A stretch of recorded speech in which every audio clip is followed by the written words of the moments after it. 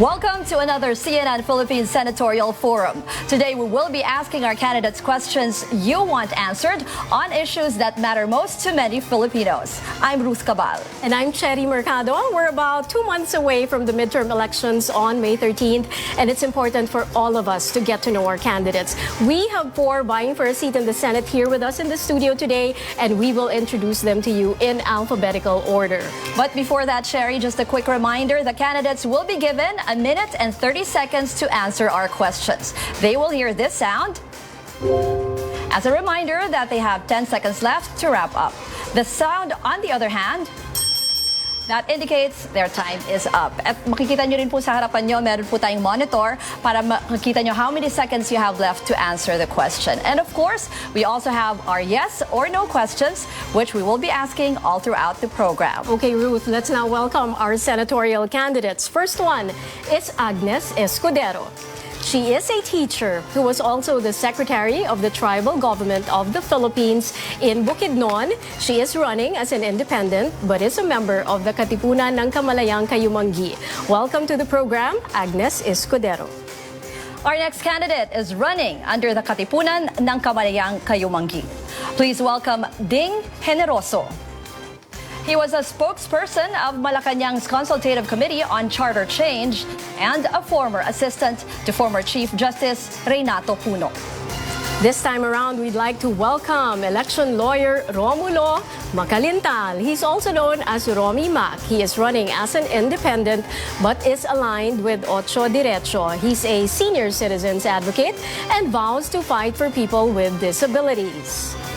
And last but not the least, Antonio Valdez of the Katipunan ng Demokratikong Pilipino, which is different from the party of our two other guests. Butch Valdez is a former Education Undersecretary and a co-founder of the Citizen National Guard, which supports duly elected officials, including President Rodrigo Duterte. And we welcome our 4 senatorial candidates to the 3rd CNN Philippines Senatorial Forum. Thank you for joining us here. Alam mo ba, Cherry, we were also supposed to have former broadcast journalist Jiggy Malicad, but we were informed that he had an emergency and he couldn't make it. So we will invite him in our succeeding forum. Once again, thank you very much to our candidates and welcome to our senatorial forum. So Ruth, let's start already with the first question. This question, candidates, is the same questions that we've been asking our candidates in the first 2 senatorial forums. So it's your turn now to answer this question. Ang aming tanong, what have you done to serve the Filipino? We'll have you answer in alphabetical order. Umpisahan natin kay Agnes Escudero. Go ahead. Yeah. I'd been with the indigenous communities since 1994. And marami na akong tanhik na mga kabukiran. And many tribes na ang napuntahan ko. Especially din ang mga women at children. Kaya mas nakita ko ang sitwasyon ng nasa mga bundok. Yan. And also, I am a project coordinator of the National Commission for Culture and the Arts. That's why I was able to connect funding support from the National Commission for Culture and the Arts to the different tribal communities. Like, for example, beads making, tribal dress making, drums making, yun. Yung mga project para sa mga kababaihan talaga. And more on the performing arts. Yun, mas marami silang natututunan dahil doon sa mga project ng National Commission for Culture and the Arts. So, you still have 35 seconds. More so, mas marami akong napuntahan din dito sa Cordillera na side and also dito sa mga Aita natin sa Pampanga plus dito sa Bicol side. Sa Bicol, marami tayong mga agta dyan na mga indigenous peoples na kailangan talagang ma-reach out natin din in terms of development, in terms of infrastructure and all. Okay, and now we go to Ding Generoso. Your turn. What have you done for the Filipino people? Ding Generoso po, number 33 sa Balota, Generoso Federalismo. Throughout my life, I had been mostly a journalist, a writer. Ang ipinaglalaban po natin simula nung ako'y bata pa sa University of the East, unang-una ay ang karapatang mamahayag. Panahon po ng martial law nang ako ay nagsimulang magsulat, Naging volunteer writer po doon sa only opposition newspaper during the martial law years, yung We Forum ni Joe Burgos. At naging aktibo sa campus protest movement noong panahon ng batas militar. Matapos po yan, tayo po ay nabigyan ng pagkakataon na maglingkod sa Government Service Insurance System para sa mga empleyado ng pamahalaan. Naglingkod din po tayo sa PAGCOR. Ang linya po ng trabaho natin ay basically the same, doon po sa information dissemination, educating our people, no? Letting them know what their rights are. No? Naglingkod po ako sa National Press Club bilang direktor noong panahon na mayroong suppression, quote-unquote, ng press freedom sa ilalim ng Pangulong Gloria Macapagal Arroyo.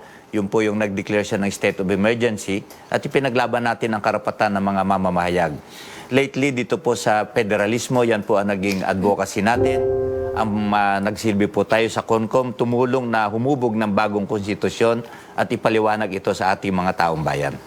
Okay, Attorney Romy Macalintal will have your opening statement. Ako po si Attorney Romy Macalintal. Ako ay isang tapat at may integridad na Pilipino. Ako po ay naging abogado na matataas na pinuno ng ating bansa mula sa Pangulo, Pangalawang Pangulo, Gobernador, Senador at ibang mga kongresista. At sa lahat ng aking pakikipag-ugnayan sa kanila, hindi po ako humingi ng anumang transaksyon, hindi ako humingi ng anumang project na kung saan ako'y makakakuha ng malaking komisyon para po ako'y yumaman. Yan po ay iniwasan ko. Maraming posisyon ang inialok sa akin ng pamahalaan noon.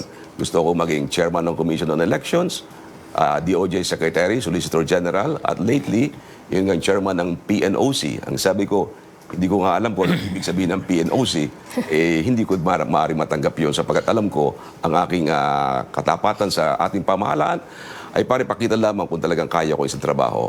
At ako rin tagapagtanggol ng mga senior citizens and persons with disability. Nung una, ang mga senior citizens halos yumuyuko lamang pag hindi nabibigyan ng kanilang mga karapatan.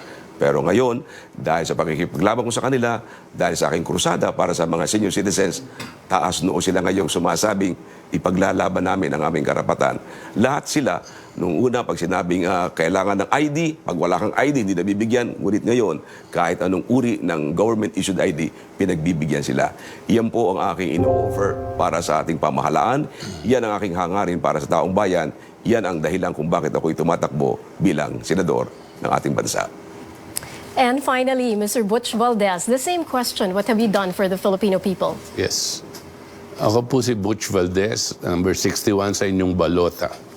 Ang aking pong experience, professional experience, has been in the field of accountancy dahil ako po yung namumuno noon ng isang accounting firm na nagsaservice ng mga 3,500 clients.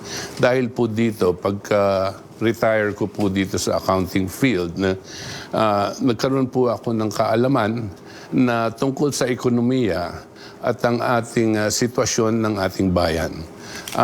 When I saw that there was a deterioration, a continuous deterioration of the quality of life of our people, pinarapat ko po mag-umpisa ng isang organisasyon. Ang tawag po namin dito ay Save the Nation Movement. At nagkaroon din po kami ng Solidarity for Sovereignty at umabot din po sa CNG. Last year po, nakita po namin na wala pong, itong pong kilusan namin ay para bang nag-o-observe lang kami galing sa labas at wala pong nangyayari sa ating gobyerno. Minarapat po namin kasama ng aming mga kasama sa kilusan na sumali dito sa halalan at ilabas na ang talagang kinakailangan gawin para sa ating pamahalaan at para sa ating mga mamamayang Pilipino. This is why I am running on May 13. Okay, and our next question to our candidates. Ito, malapit to sa maraming Pilipino, yung paralyzing traffic problem. Kaya itatanong natin to kasi kada eleksyon parang issue to at gustong malaman ng mga Pilipino, ano kaya yung pwedeng gawin ng ating mga kandidato kung mahalal sila para masolusyonan itong problema sa trapiko. Of course, we will ask this question to Ding Generoso, Romy Mac, and Agnes Escudero. Yes, and this is the question to all to the candidates that Ruth has mentioned. What are your short-term and long-term solutions to our traffic problems? Let's start with Ding Generoso. Long-term solution is federalism. The reason there is too much traffic in Metro Manila is congestion because we have 15 million people here. if we federalize the country, we create opportunities outside of Metro Manila, in the provinces. Many people in Metro Manila may be encouraged to go back to their provinces. That will decongest Metro Manila. Short term, I'm thinking of first creating a corporation that will run the bus system, transport system in Metro Manila. Hindi natin tatanggalan ng negosyo yung mga existing operators.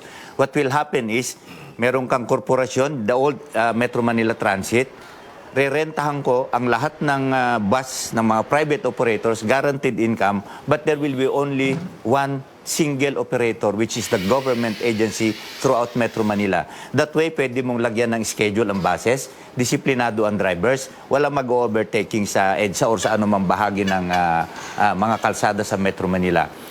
Third, kailangan po mag-survey tayo. Lahat ng mga opisina sa Makati na ang mga empleyado ay may mga kotse na nanggagaling Quezon City. Pwede ba bigyan ko kayo ng incentive? Imbes na dadali ng kotse ng empleyado nyo araw-araw, mag-provide kayo ng shuttle, one bus, 50 passengers, you eliminate 50 cars in along EDSA every day for one bus alone. So those are three of the... I have some more, but for lack of time, I will not be able to tell them. Okay, Attorney Romulo Macalintal, ano naman po ang solusyon ninyo sa trapiko? Ang problema sa trapiko ay yung dami ng sasakyan. Yung pagpapalapad natin ng kalsada ay hindi halos kayang habulin yung pagdami ng mga sasakyan sa ating bansa. Short-term solution dyan, 4-day work week. Nang ibig sabihin, 4 na araw lamang magtatrabaho mga empleyado, pero 10 oras ang trabaho bawat araw para makumpleto rin ang 40 hours a day. Sa bawat araw ay magde-declare tayo ng holiday sa 3 malalaking syudad. Halimbawa, holiday sa Monday sa Quezon City, sa Pasay City, at sa Caloocan City. Pag Tuesday, holiday naman sa Manila, sa Parañaque, sa Las Piñas City, and so on and so forth. Sa ganitong pamamaraan, mababawasan ang numero ng vehicle sa ating sa Metro Manila. Katunayan, kapag ginawa natin yan, sa ngayon kasi ang EDSA halos 260,000 araw-araw dumating na bihikulo dyan. Kapag ginawa natin 4-day work week, na kung saan 3 malalaking syudad ang mawawala ng trabaho at baga-holiday, mahigit na 10,000 o 20,000 ang sasakyan mawawala dyan. Long-term solution, well, kailangan improve natin ang ating mga transport system. Kailangan siguro yung ibang mga industriya sa ating bansa, sa ibang sa urban cities nating ipalagay para hindi lahat ng mga tao ay napupunta dito sa Metro Manila at lalong lumalaki ang ating trapiko. Yung 4-day work week nga pala, kapag in-implement yan, yung 5 milyong tao na pupunta ng Metro Manila araw-araw, mababawasan yan, magiging mga 1 million na lamang po halos ang pupunta rito hanggang 2 million na mga tao. Mukhang maraming matutuwa dun sa 4-day work week na proposal nyo, Attorney Maca. But we should also note na merong international study and sinasabi nga nila, the Metro Manila loses up to 3.5 billion pesos a day because of traffic. Pero pag hindi daw yan nasolusyonan by 2035, that could be more than 5 billion pesos. Kaya si Agnes, tanong natin, anong pwedeng ma-propose mo to solve yung traffic problems? Yeah. On my mind, I have one: political, infrastructure, and economic.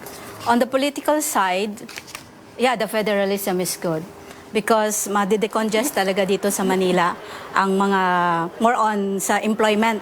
Kailangan kasi dalhin natin sa countryside ang employment.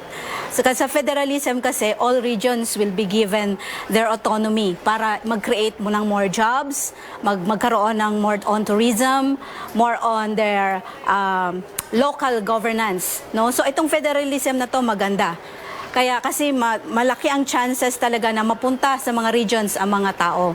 Second, I say economic. Kasi kailangan ang employment talaga mapunta rin sa countryside. Hindi yung puro dito na lang sa Luzon. Paano mo sasabihin na madidecongest kung nandito pa rin yung mga multinational companies, yung mga malalaki talaga na mga employment na malalaking company na nag-gain ng employment.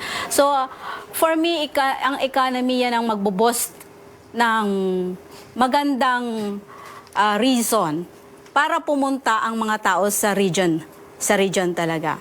And then infrastructure, kung hindi na makaya ng overpass, ba't di ka mag-subway? Yun, di ba? Subway ka.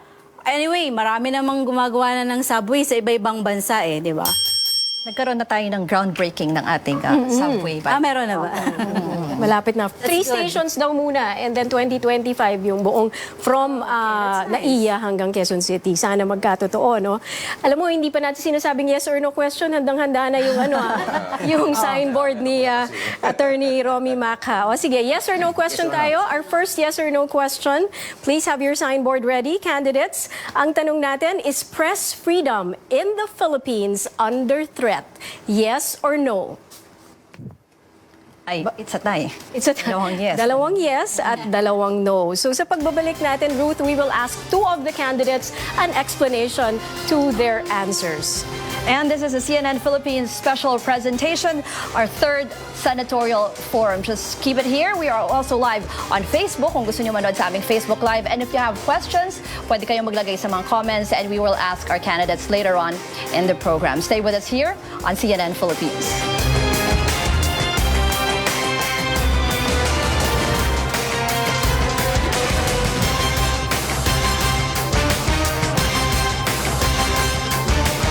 Hello everyone and welcome to a CNN Philippines special presentation. This is part 3 of our senatorial forum as we count down to the May 13th midterm elections. I'm Cherry Mercado. And I'm Ruth Cabal. Our job is to ask our 4 senatorial candidates here questions you want answered on the issues that matter most to many Filipinos. Kanina, Ruth, tinanong natin sa kanila, yes or no question. Tingin ba nila under threat ang press freedom sa Pilipinas? Dalawang sumagot ng yes, dalawang sumagot ng no. We would like to hear from 2 of the candidates a short explanation of why you answered what you answered. First, we'll start with Butch. Yes. Well, I answered no. At least that is my personal observation. No. Ang nakikita ko po dito sa ating press ay we're quite free. We're quite free to criticize everybody. We've been hitting the president and many of his... and I'm quite free to also criticize many of, not the president, but many of his cabinet members. No? And I also see in the different organizations that the mainstream media and the rest of them are free to do whatever they want to do, even if it is angled in accordance with their interests. What might even be more present here is we have people that are pushing certain ideological and business interests or political interests in a way to persuade the public using a very free press, persuade the public according to certain intentions. Whether or not that is their real belief, whether or not that they have interest to try to overthrow government or just to be critical is not being discussed here. But what I know is everybody seems to be free to criticize anybody. Ding Generoso also answered no. You were a former Yes. media practitioner and also a media Yes. consultant. Why no? It's a matter of perspective for me, no? Ano ba yung pinaka matinding ibig sabihin ng press freedom or freedom of expression? Ang nagsabi si Voltaire, I may not agree with what you say, but I will fight to the right for your right to say it. Has anybody told us here that, hey, you cannot say that thing, you cannot publish that thing, you cannot broadcast that material because it is like this and it is like that? I think we are all free to say what we want to say, regardless of who gets hurt. No, and it is not only us in media. I'd like to believe that I'm still part of media, but every citizen for that matter. We have Facebook, social media is so free. You see the fierce exchange of views in social media. Nobody has been telling anyone to shut up, go home, and or nobody has been threatened with arrest, really, no, for expressing contrary views. So, but let us put it this way also. There will always be threats to press freedom. Under any administration, there had always been some threats. Or we may not call it threats, we may call it misgivings of certain people in power. But to my mind, the Philippine media remain one of the freest in the free world. Wala tayong nararamdaman na katulad nung nakaraang panahon na talagang merong repression. We are free to speak. The mere fact that we are here today discussing all these things, that's part of our freedom of expression. Pero quickly lang din, tanungin ko na rin si Attorney Mac, bakit po yes ang sagot nyo? Well, para sa akin, unang-una, siyempre, yung mga nangyayaring pagbatiko sa ating mga media men o media personalities na minsan bumabatiko sa ating pamahalaan. Ang pinakahuli na rito, siyempre, na nabalita natin, yung nangyari sa editor-in-chief ng Rappler, kay Maria Ressa, na alam naman natin na talagang sa aking palagay, ay wala namang basihan yung nasabing pagpasasampa ng kaso laban sa kanya. From what I have learned, based on the reports that I have read, yung crime of libel, cyber libel na inihabla laban sa kanya, ay nag-expire na ito, no? At nagkaroon na ito ng corresponding dismissal of the case previously. Kaya para sa akin, itong mga bagay na ito ay nagpapakita ng chilling effect sa mga member ng media. At hindi lamang yan sa pamamagitan ng pamamahayag, kundi yung pamamahayag din natin mga estudyante. Siguro nabalitaan natin na may mga sinasabi mga estudyanteng nagpapahayag ng kailang hindi pagsang-ayon sa ating pamahalaan. At sinasabi na kapag sila ay gumawa ng ganyan, ay hindi na sila mabibigyan ng mga scholarship. At para sa akin, siguro itong bagay na ito ay isa ring panganib sa ating press freedom. Ang kalayaan sa pamamahayag, yan po ay sinasabi ng ating konstitusyon. Yan ay hindi pwedeng sansalain ng anumang pamahalaan. Yan ay dapat na pinoprotektahan at laging ipinagtatanggol. Okay, let's move on to our next question for our candidates. Actually, dalawang questions to na related sa isang issue. It's all about yung lowering the age of minimum age of criminal responsibility. Ang amendment kasi is from 15 years old, it will be brought down to 12 years old. Pero alam naman natin before nagkaroon ng maraming usap-usapan kasi the other congressmen wanted lowered sa 9 years old pa talaga. And then on the original bill, they changed the term criminal responsibility to social responsibility. Tama. At yan ang gusto nating itanong sa ating mga senatorial candidates ngayong araw na ito. No? Dalawa muna ang tatanungin natin, Agnes Escudero and Attorney Mac. What is the difference, or is there a difference between criminal responsibility and social responsibility? Let's start with Agnes. Malaki. Malaki ang impact niyan sa bata. Kasi traumatic pag sinabi mong kriminal na siya eh. Masama yun. Tayo mismo ang nagsasabi sa mga bata na yung ginawa niya parang wala nang magagawa ang tao para baguhin yun. Mas alam mo yung konotasyon, yung mismong pagsabi mo na kriminal, pangit talaga. Hindi maganda sa bata na sabihin mo. Kahit pa nagkasala siya, may room for change. Ngayon kung change nila to social responsibility, medyo maganda. Kasi pag gumawa ka ng batas at negative ang konotasyon, parang ini-imbibe mo yung negativity. Dapat talaga, pag gumawa ka ng batas, kailangan towards the positive lagi. Kasi kailangan yung batas natin na parang pag nag-imbibe ka ng negative, parang sinasabi mo na yung mga kabataan natin sa Pilipinas, wala na bang mabuti? Oo, parang yun ang laging nagkukonotasyon sa bata. Ang dami-dami nating ang gagaling ng mga kabataan. Bakit hindi natin mas i-push yun? Mas hindi natin bigyan ng, ng highlight? No? Yung mga mga bata, I admit na meron talagang mga batang nakakakomit. No? Pero to the point na talagang parang gusto mo pa na lahat na lang ng bata sa Pilipinas, ganun. Hindi ko gusto talaga yun. Hindi siya maganda na maging sa mga bata. It creates something negative sa mga bata. Attorney Mac, you're a lawyer. May diferensya ba? Are you in favor of changing the term criminal responsibility to social Alam responsibility? mo, a rose by any other name is still a rose. Kaya masasabi natin dyan na ano ba talaga ang pagkakaiba niyan? Well, legally speaking, syempre, pag sinabi mong criminal, ay may parusang pagkakabilanggo. Pagka social, hindi ko alam kung ano sinasabi ng social responsibility. But the bottom line dito ay yung bata ay magkakaroon siya ng takot ngayon at masasabi na yung kanyang talagang malayang pamumuhay ay magkakaroon na ng record at yan ang hindi dapat na mangyari. Hindi po pwedeng sabihin na pabaguhin mo lamang yung pamagat noong kanyang responsibilidad. Ano ba ang dahilan kung bakit ito'y pinabababa? Ano ba ang dahilan? Ang sinasabi nila kasi ay para daw maiwasan na magamit ng mga sindikato, mga batang iyan. Ay kung ganoon, bakit hindi ang mga sindikato ang ating asikasuhin? Bakit hindi sila ang ating arestuhin? Ang maapektuhan nito ay yung mahihirap nating mga kababayan. May narinig na ba kayong isang bata na anak ng mayaman na iyan ay ginamit ng mga sindikato? Wala.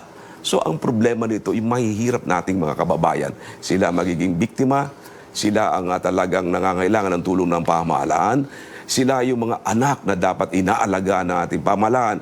Pero para lumalabas, sila pang mahihirap ang parusahan ng ating pamahalaan para ang kanilang mga anak ay mawalay sa kanila sa napakamurang edad. At iyan ay hindi dapat payagan ng pamahalaan.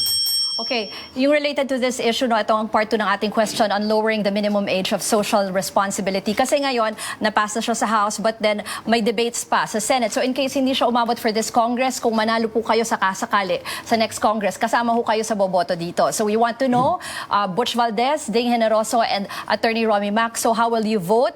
Will you vote in favor of amending it to lower the minimum age of social responsibility? Let's start with Butch. I think I will. I think I will vote in favor of lowering the age of criminal responsibility. But this law is not addressed to the young. This is addressed to their parents. You know? And inahambing ko po ito dito sa lumabas dati na threat ng presidente na lahat ng addicts tsaka pushers, no, uhuliin nila at kung lumaban sila, papatayin nila. Now, when this was brought out, lumabas po yung threat na yan. Ang nagtulak po dito sa mga kabataan na mag-surrender dito sa mga barangay ay ang mga magulang. Dahil alam ng mga magulang na gumagamit yung kanilang mga anak nito. So, in this particular case, kung magkakaroon po ng ganitong batas, ang palagay ko po, nakatutok itong batas as a message to the parents because the parents have a responsibility dito.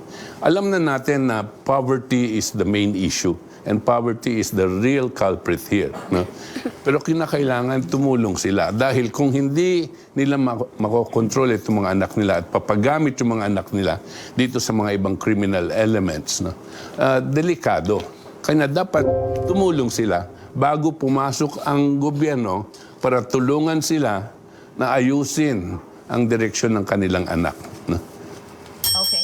Ding Generoso. Well, my vote will depend on a number of things. First, ano yung layunin? Kung ay layunin ay yung tungkol sa mga sindikato na gumagamit ng bata, this is a wrong law. But kung ang layunin is, dais ba nating mag-define ng accountability ng lahat ng tao sa lipunan, depending sa edad? Pwede natin gawin yan. Ang tawag ko dyan ay legal accountability. Dahil ang lipunan ay nag-ooperate on the basis of reward and punishment. Tama ginawa mo, may reward, mali, may punishment. Ang question natin ditong isa is, how do you reckon this proposed law with an existing law ng bullying? Pag bullying, may parusa. Grabe nga ang parusa dun sa isang bata, expulsion from the school. Pero bakit pag halimbawa yung isang bata ay nakakumit ng ibang pagkakamali, halimbawa nagnakaw, anong ipaparusa natin? Hindi natin paparusahan yung nambuli ang bigat ng parusa. We have to reconcile our laws. Saan ba talaga natin itatama ito, no? Sa isang banda nagpaparusa tayo, sa isang banda hindi. Mali. We have to define what we punish and what we don't. Now, it is also not just a question of age. Ang question dito is, at what age are you able to discern right from wrong? So, ang pag-uusapan natin dito, discernment. Biologically, merong stages ang life. So, kailan ka magsisimula nang may discernment? Tanungin natin ang mga eksperto. At pagka nagkaroon ng ganitong klaseng batas, dapat may mga safeguards din tayo para hindi diretso na itatry mo kaagad, wala palang capacity for discernment. And yung confidentiality of all information is vital. Attorney Romy Mac, how will you vote on lowering the age Siguro of social naman nakita ninyo yung responsibility? video, di ba? Yung mga video ng mga bata na inaaresto. May nakita ba kayong mayaman doon? Puro mga nakatsinelas, nakahubad, batang-bata, walang magulang, walang abogadong kasama. Yan ang mga bata na maapektuhan ng ganyang uri ng batas. Para sa akin, hindi ako boboto sa ganyang uri ng batas. Ang dapat pag-aralang mabuti, hanapin natin yung mga sindikatong yan na gumagamit sa mga batang yan. Kasi talagang kawawang-kawawa sila, no ha? Pag mayaman ang involved, hindi mo nakakita sa periodiko. Pag mayaman ang naaaresto, hindi mo nakakita sa telebisyon. Lahat sila protektado. Pero nakakita nyo ngayon, ang mahihirap na yan. Bakit sila ang apektado? Dahil mahirap. dahil sa kahirapan. So, anong dapat na ginagawa natin dito? Ang dapat pagtaunan ng pansin ng ating mamamahay, ng ating mga mamabatas, paano natin susugpuin ang kahirapang yan? Paano natin sila matutulungan? Yung nanay naglalaba, yung tatay nagkakarpentero, yung anak walang nag-aalaga, walang nagpapakita ng pagmamahal. So, ang dapat dito, pag-aalaga sa mga batang iyan. Social responsibility, anong kinalaman ng batang iyan sa responsibilidad nila sa lipunan at a very young age? Kaya nga na sila naging biktima, ay bata pa ang isipan nila at hindi nga nakakapag-aral. Bigyan natin sila ng edukasyon at hindi yung bigyan natin ng criminal or social responsibility. Okay, we have another yes or no question coming up. Pakiredy lang po ang inyong mga sign cards, signboards, what do we call that? Okay, the question is, should the death penalty be reimposed for drug-related crimes? Yes or no? So 2 are in favor of, nagbago ang isa. 3 no, not in favor of death penalty. And Ding Generoso in favor of death penalty. Okay, sana pwede silang tanongin, no? But we have very limited time. You're watching a CNN Philippines special presentation. We are live on free-to-air on Channel 9 and on cable, as well as live streaming on cnnphilippines.com and Facebook. Pwede rin po kayong makisali sa ating pag-uusap on our Facebook Live and on Twitter. Gamitin lang po ang hashtag #TheFilipinoVotes. Please stay tuned. Magbabalik tayo.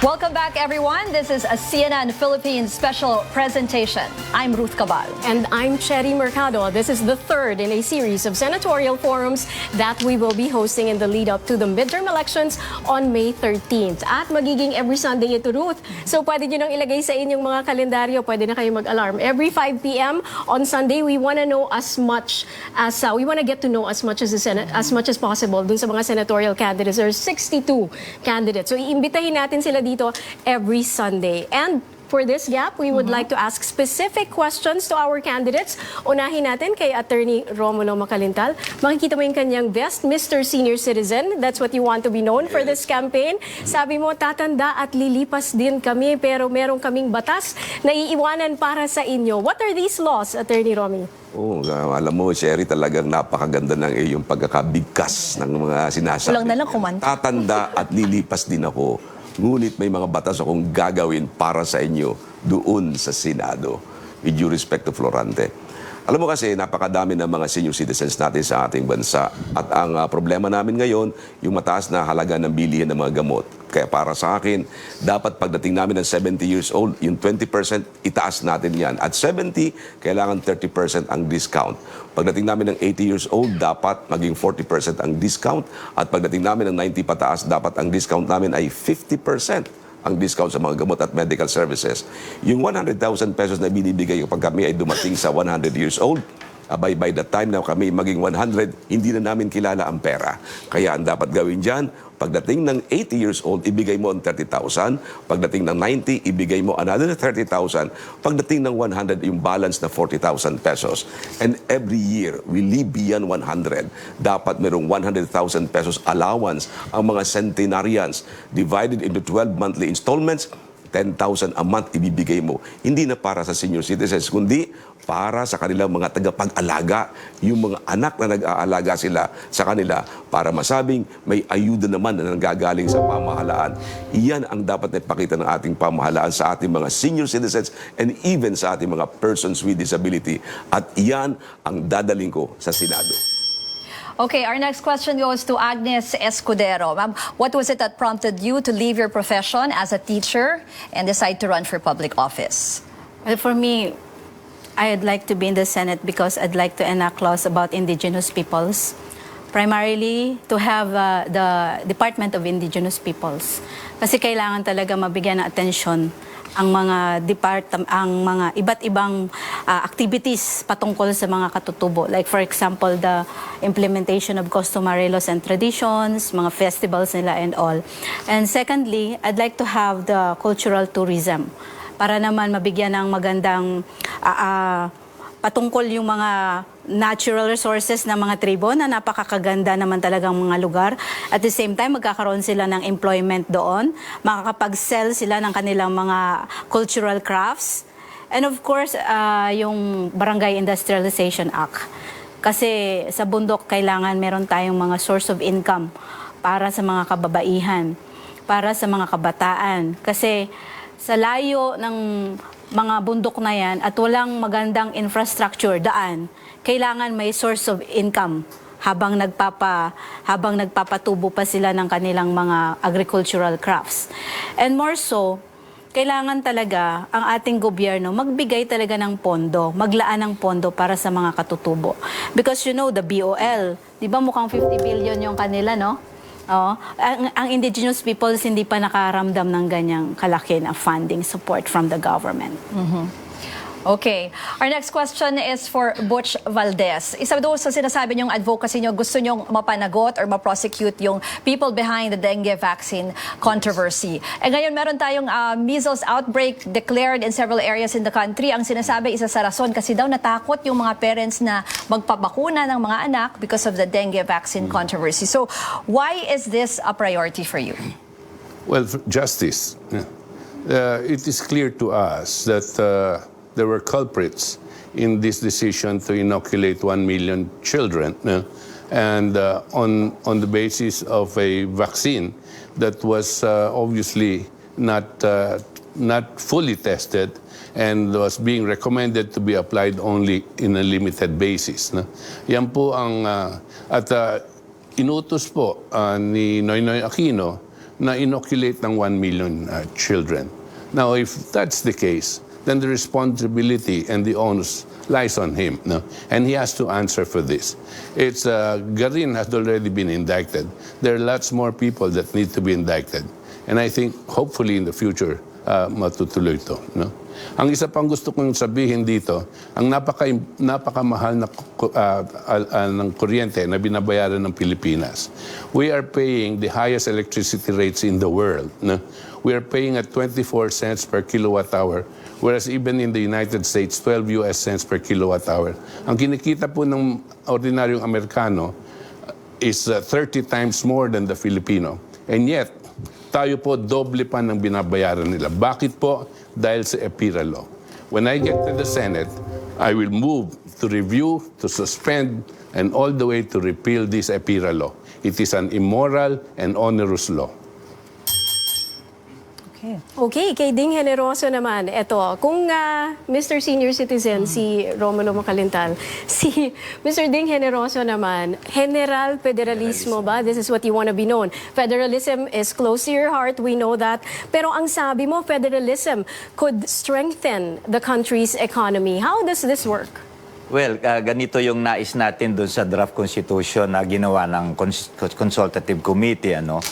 Pagka yung ating mga ibang rehiyon outside Metro Manila ay binigyan natin ng kapangyarihan na magdetermina ng kanilang ekonomiya sa buong rehiyon at magbigyan ng kapangyarihan na mangolekta ng ilang taxes plus yung magiging kabahagi nila sa other national taxes ay malaki, makakalikha tayo ng ekonomiya na progresibo sa mga rehiyon.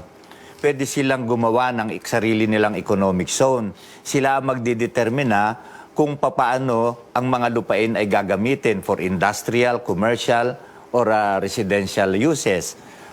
So, sa ganyang kapangyarihan, yung iyong regional government ay makakalikha ng mga oportunidad sa bawat rehiyon.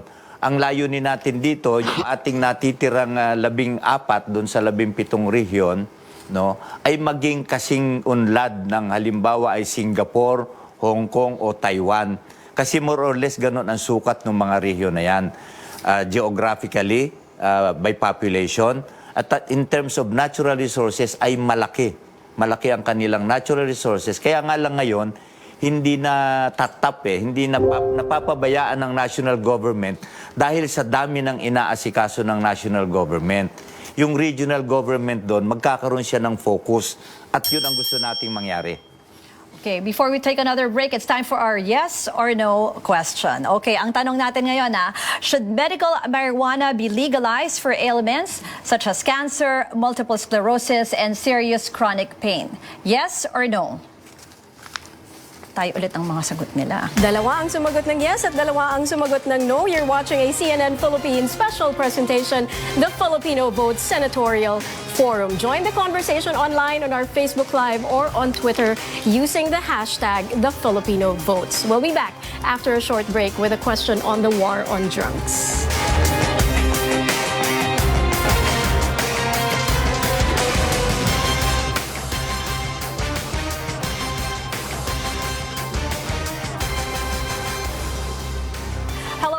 Welcome to a CNN Philippines special presentation, our third in a series of senatorial forums. We are joined today by 4 senatorial candidates: Agnes Escudero, Ding Generoso, Romy Macalintal, and Butch Valdez. Thank you again to our candidates for joining us today. It's been almost 3 years now since the government launched its controversial war on drugs. Now, this question is for all of the candidates here. Ang sinasabi ng Philippine National Police, this time daw, they will be focusing on drug syndicates para daw ma-contain yung supply side instead of the drug users na nakita natin in the past operations. No? But for all candidates, what do you think can be done to solve the illegal drugs problem in the country? Let's start with Butch. I think the drug problem is not just of this country. This is international. No? And being international, the same other countries have the same problem. I think it's very, very important that that there be a world summit on fighting drugs. It has been said that drug menace is worse than more yes or no. terrorists. No? And it does, and I can believe that because it destroys families. No? It destroys societies. No? It weakens the moral fiber of all people. No? So importante itong summit. Secondly, here dito sa Pilipinas, dapat malaman natin that we have been producing more drugs than we can consume. No? If you were to make a simple math, you will see that the total number of producers have been such that it services much more than what the so-called 4 million drug users can consume. Therefore, we are exporting this. And you cannot export this commodity without the help of certain institutions, especially the financial institutions, especially the commercial banks. I think the authorities must look very closely into this. Now, is there a collusion between these drug producers and our commercial banks in seeing to it that these commodities are being exported? Okay. Next question. Same question, yes. Alam mo, malungkot lang na isipin na kahapon lamang ay bahagi tayo ng balita na ang Pilipinas ay one of the weakest in terms of rule of law. Na parang walang kinikilalang batas sa ating bansa. Maraming mga sinasabing involved sa illegal drugs ang napapatay at lahat ng napatay na yan kahit kailan ay hindi dumaan sa due process. Sa panahong ito ng present administration, wala tayong nakitang isa mang involved sa alleged drug syndicates na nagkaroon ng tsansa na magkaroon ng hearing sa korte, lahat napapatay. So, anong uri ng pamamahala meron tayo sa drug problem sa ating bansa? Extrajudicial killing? Kung kinakailangan masugpo nga ito, siguro dapat magkaroon tayo ng special court, yung tinatawag na isang korte na talagang didig lamang sa ganitong uri ng mga related problems para magkaroon ng pagkakataon na maihabla ang lahat ng involved serious application of the law laban sa police, laban sa drug syndicate, laban sa lahat ng mga officials, laban sa lahat ng nagtutulak na nasabing mga illegal na gamot. Hindi po pwede na magkakaroon lamang tayo ng tukhang, hindi po pwede magkakaroon ng extrajudicial killing para masugpo ang bagay na yan. Kailangan dito ang talagang tunay na application ng ating justice system. Kailangan palakisin natin ang hustisya kasi, again, ang nahihirapan dito, apektado yung mahihirap nating mga kababayan. Mr. Federalism Ding Generoso, what about Yes. drugs? Kailangan siguro unang-una kilalanin natin na ito ay isang clear and present danger.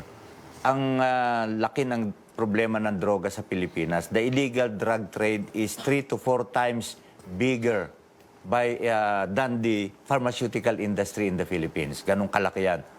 Ngayon, paano ba natin dadagdagan itong mga nagawa na? Una siguro kailangan talaga tayong lumikha ng isang ahensya na malakas ang kapangyarihan. Baka pwede nating ma-review yung PDEA law. Tingnan natin kung paano pa natin. Kasi parang ad hoc wala kasing sariling armed force ang PDEA. Nangihiram lamang sa PNP sa military. Baka kailangan reviewin na natin yan at tingnan paano ba palalakasin ang PDEA. Pangalawa, dapat ang approach ay supply side, demand side. Hindi pwedeng dito lang sa demand side. At dito sa supply side, talagang kailangan mag-create tayo ng isang elite task force na talagang yung competent and honest na mga law enforcers na ang titingnan ay paano mo talaga lalansagin itong mga sindikato ng droga sa Pilipinas na may koordinasyon. Tama si Butch, ito international ang dimension Tingnan natin how do we cooperate with other countries na nagpapadala ng droga dito sa atin.